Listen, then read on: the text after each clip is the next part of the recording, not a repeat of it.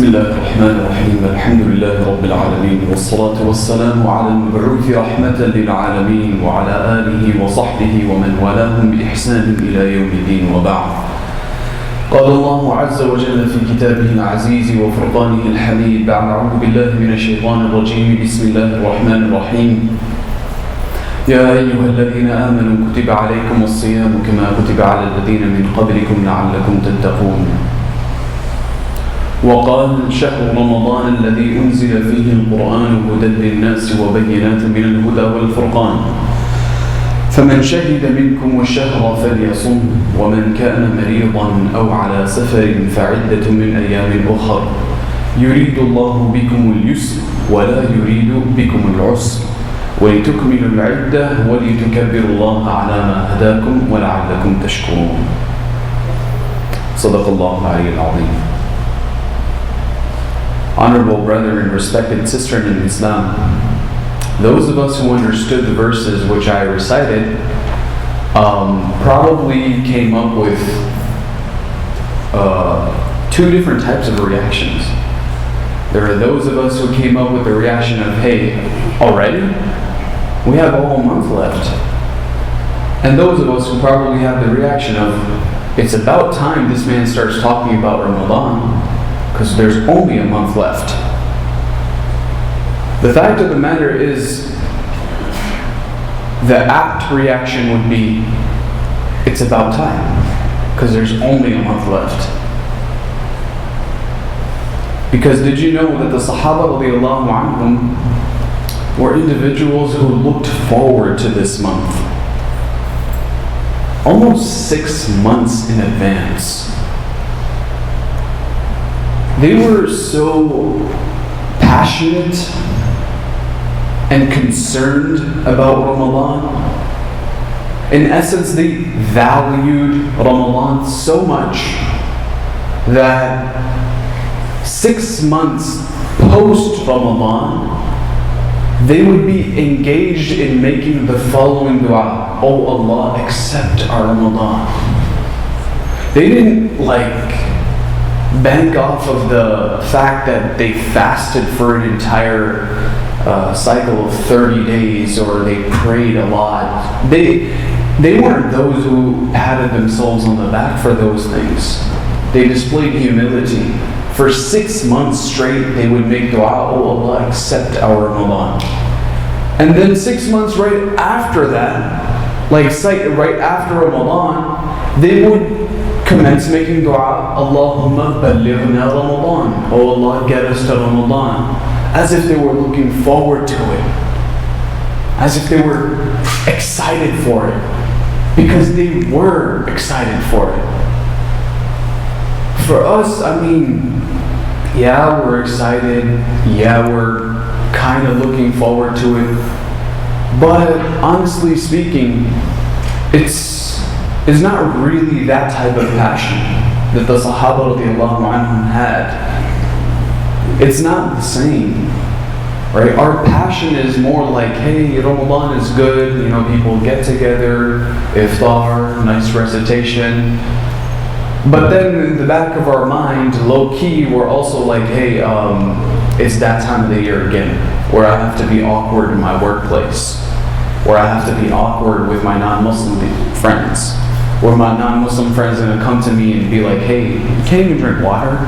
It's that time of the year where I have to deal with those type of questions again. Right? It's that time of the month where, it's a long summer's day and I have to abstain from food, drink, and water and stand for a very long time, almost till midnight for Taraweeh.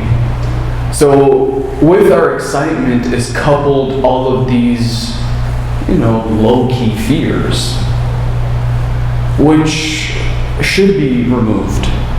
And the way they can be removed is if we realized the value of Ramadan.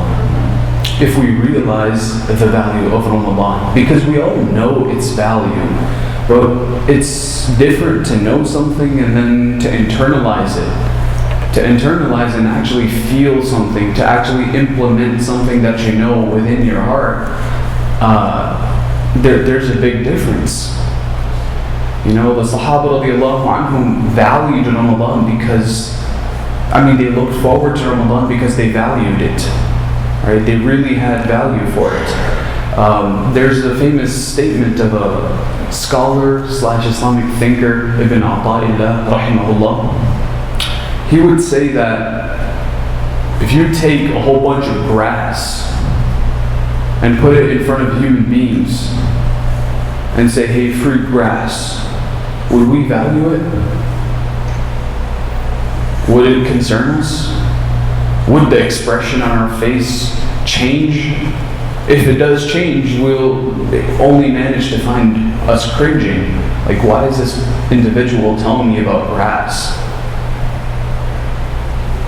On the flip side of the coin, if you take gold and silver and diamonds and all such things, and you place them in front of animals, would their expression change? Would they value it? Would they feel like, hey, this is a great thing I've been granted? No. Because they don't realize its value. That's his point. That's his conclusion. That's the point he's trying to draw from this. If we actually valued Ramadan, we'd be looking forward to it. For instance, a brother had invited me to his wedding for, I think, 5 months in advance. Literally 5 months in advance to his son's wedding or daughter's wedding. And subhanAllah, people, for something which they value, much in advance, they're already looking forward to it. They're preparing for it. They're excited about it. Because it's of value to them. Because it excites them. Because it actually is something that would, create a whole bunch of positive vibe and energy within them. For us, Ramadan has to be that. For us, Ramadan must be that. Because, subhanAllah, it's a very sad but tragic reality that we have a flair for theatrics when it comes to molding and sculpting a very elegant and alluring corporeal personality. Because that's something which we can see, right? Physically, we can see us. But when it comes to our spiritual being, not the corporeal, not the physical being, when it comes to our spiritual being, we settle, we're complacent, and we're happy with mediocrity. We're happy with just, making it. We don't want to refine it because we don't see it. And because we don't see it, Allah subhanahu wa ta'ala understands that. Allah subhanahu wa ta'ala understands that human beings are such that if you don't constantly remind them, they're going to forget. Which is why Allah subhanahu wa ta'ala, to remind us of our purpose in life, of why we're created. وَمَا خَلَقْتُ الْجِنَّ وَالْإِنسَ إِلَّا لِيَعْبُدُونَ. We're only created for worship. But then we forget. Sometimes our responsibilities make us be seized by oblivion. Right? So Allah, to remind us, to recharge that spiritual battery towards, channeling our chunk of our endeavors towards that spirituality, towards refining the spiritual self. Allah subhanahu wa ta'ala grants us Ramadan. That's what it's there for. To remind us of our actual purpose in life. That we were once supposed to pray 50 times a day. By mandation, not voluntarily. We were once supposed to pray 50 times a day. But Allah subhanahu wa ta'ala reduced it to 5. To remind us of such things. To remind us that our purpose of existence on earth, which is not even by choice to begin with, is worship of Allah subhanahu wa ta'ala. But because Allah understands that He created a propensity for us to forget, Allah subhanahu wa ta'ala uses this Ramadan as a reminder, as a spiritual charger to re-energize our iman, our belief in our faith in Allah subhanahu wa ta'ala. That's what Ramadan is there for. So entering Ramadan, we have to first and foremost be excited. And the reason why we have to be excited is because we have to identify what it does for us. You know, you're only excited about something when you realize what it does for you. What does Ramadan do for us? What is Ramadan's role in the life of a believer? Ramadan is a month of miracles. And every one of us sitting here in this room today is in need of miracles. Right? There's a lot of things in our life that take place that we don't think can ever change. There's quite a bit of habits that we may have inculcated within us that we think that, hey, this habit is never going to leave me. I'm always going to be stuck with this. Low-key, we know it's wrong. Inherently, we know it displeases Allah subhanahu wa ta'ala. But we just think that we're so used to it that, you know, it's never going to leave us. It's going to be stuck with us for life. There's a few good deeds that we want to bring within our lives. But then we're like, hey, that's way beyond my reach. That's just like a spiritual fantasy. I don't think I can ever do something that great. Sometimes we look at the lives of Sahaba. Sometimes we hear the Khatibs talking about the life of the Prophet sallallahu alaihi wasallam, the lives of the companions, radiyallahu anhum wa radu an, and then we're like, hey, we can't be like them anyways. We don't think it's possible. My dear respected brothers and sisters in Islam, it is possible. It most certainly is possible that Allah subhanahu wa ta'ala, who inspired the Sahaba to be the way they were, is the same Allah that we invoke today. That Allah subhanahu wa ta'ala who took them from once being barbarians into being radiyallahu anhum is the same Allah.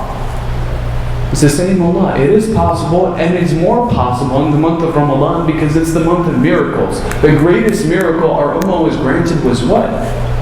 The Quran. The Quran, a book which changed people who would bury their daughters into people who would be taken aback at the sight of poverty. People who were so barbaric and so ruthless and so heartless that they would have the audacity and they would be so brazen that they would bury their daughters alive, would be taken aback by the sight of just someone who doesn't have enough food. The Quran did this, and when was this Quran revealed? In Ramadan. The Prophet ﷺ had the routine of going to visit Cave Hira all the time, but then in the month of Ramadan, Allah subhanahu wa ta'ala, as Jibreel alayhi salatu wasalam, commenced the revelation. In the month of Ramadan, شهر رمضان الذي أنزل فيه القرآن. Ramadan is that month in which this great miracle was revealed. To the point where Umar ibn Khattab radiallahu anhu was actually on his way to commit such a brazen act of just indecency that he was on his way to assassinate the Prophet sallallahu alaihi wasallam. And when he heard one verse or a few verses, just one little passage from this miraculous book which was revealed in Ramadan, Umar radiallahu anhu's eyes flowed with tears and he said, "Take me to this man, I want to accept the faith." A man who the last person on earth that anyone could ever think would change, Umar radiallahu anhu. SubhanAllah, in the month of Ramadan, this book was revealed. Umar radiallahu anhu was an example, and there's so many examples from the life of the Prophet ﷺ where miracles took place in Ramadan. The Battle of Badr. The Battle of Badr is an example. The expedition of Badr is such that the Quraysh actually had a 3-1 lead. For those of us who know what I'm talking about, they actually were 1,000 and the Muslims were 300. They blew that lead.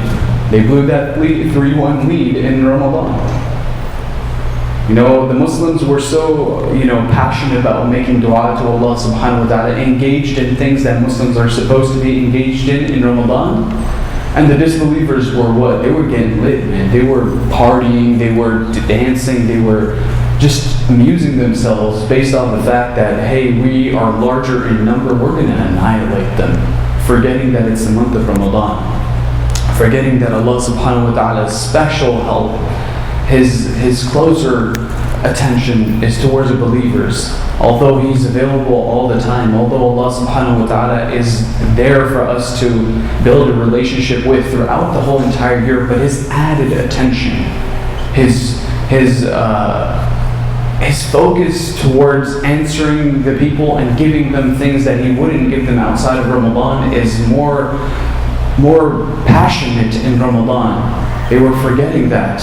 And the Prophet ﷺ's one supplication led a small group of 300 people to defeat a large group of 1,000 individuals. It's not a fictitious story that once got recorded in a history book and subhanAllah, it's just something for us to say wow about. No.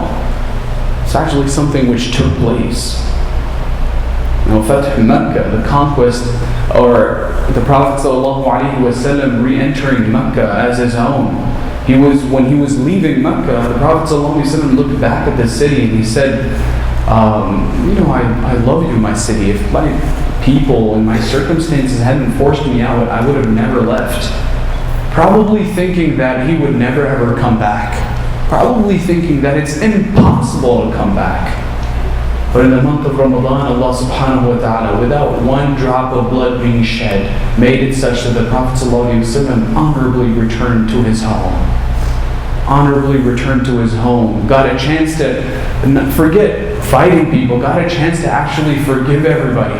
And say the exact same statements as Yusuf alayhi salatu wasalam. La tathrib alaykum al-yawm. There is no blame on you today. And just basically handing out forgiveness like only He can do. Right, in the month of Ramadan. It's a month of miracles. Sometimes we think of our own personalities that, man, I'm so bad that it would only take a miracle to change me. And that miracle can be obtained in Ramadan. We're all in need of such miracles. Miracles don't only mean something supernatural, taking place in front of us that we're like, whoa, how did this happen? No, it's also for ourselves. Right, our personalities. They say it's really hard to change habits. It's easier to move a mountain than it is to move a habit out of its place. Right? But that habit can be changed. It can be moved. It can be eradicated if need be in the month of Ramadan on account of the miraculous sentiments which Allah subhanahu wa ta'ala reveals in Ramadan. Right? So we should go into Ramadan, prepare for Ramadan to get our miracle. Whatever miracle we need to change our lives, to bring about resolution and revolution in our lives and make us different people, we should hope for achieving it and acquiring it in Ramadan. Right? And not like a Ramadan which is spent incorrectly. Just because of the fact that it is Ramadan, we're not going to seize maximum and most efficient benefit just because it's the month of Ramadan. We must do something ourselves as well. We must prepare for it. We must look forward to it and we must prepare for it. Right? Because a drastic change can actually be harmful. Right? It actually can be really harmful. Right? I know that through the journey of weight loss, and a drastic journey to weight loss can actually be really detrimental to a person's health. Or even to, if not to his health or her health, the physical body, like doctors would confirm. Right? But then if you do it healthily over time, it would last longer, first and foremost. It would be more efficient. It would be more healthy. Think of our soul as that spiritual body of ourselves.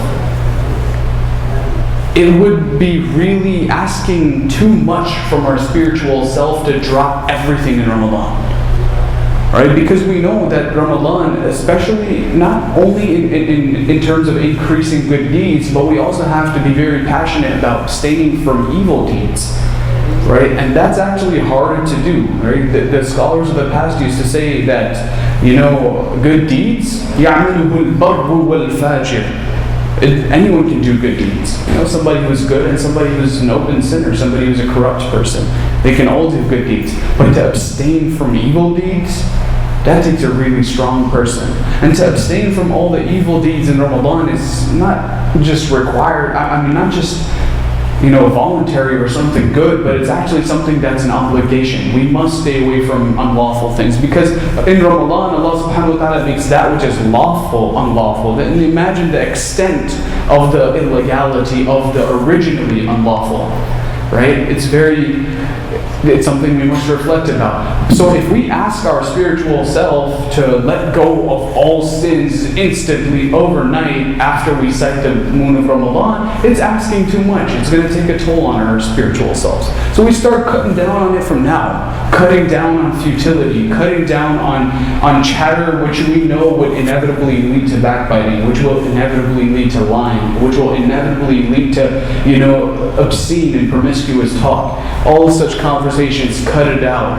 The futility of entertainment, cut it out slowly from now. Right? If we ask ourselves to automatically start praying so much and reciting so much Quran in Ramadan, it would be asking ourselves to do too much.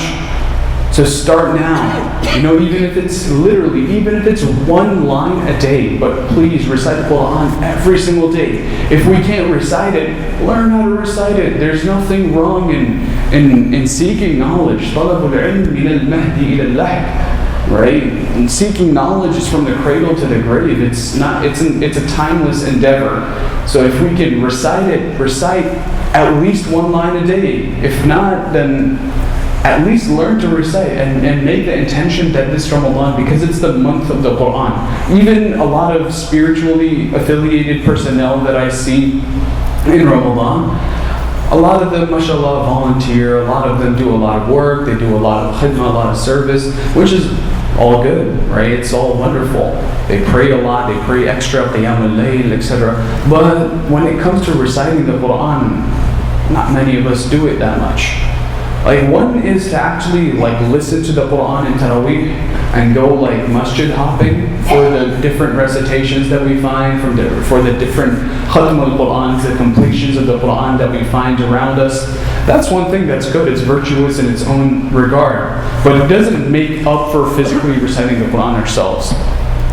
Right? Where the Prophet ﷺ says, for every letter you get 10 hasanat. Alif Lam Mim, 30 hasanat. Right? That reward, you don't really get that by listening to it. That essence of reciting the Quran, you don't really get that by just listening to it or having it played around you.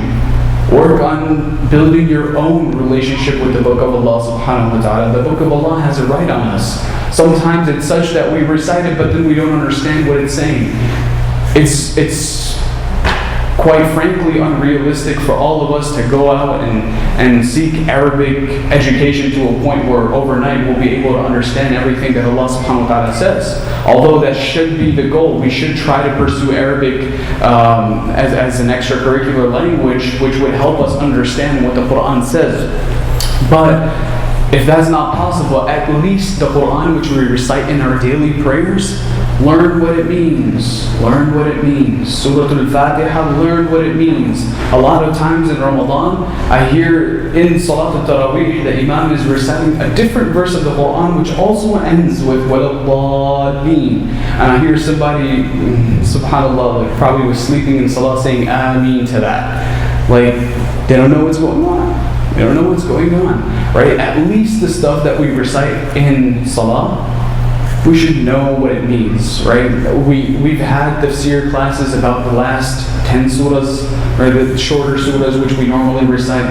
But if we have missed those, if we didn't get a chance to attend those, let's read it from a translation. I actually would suggest a translation. The translation called Quran Made Easy. Very beautiful translation with a little bit of explanation granted as well. The author is Mufti Sultan Mohiuddin, who passed away just the day before yesterday, rahimahullah.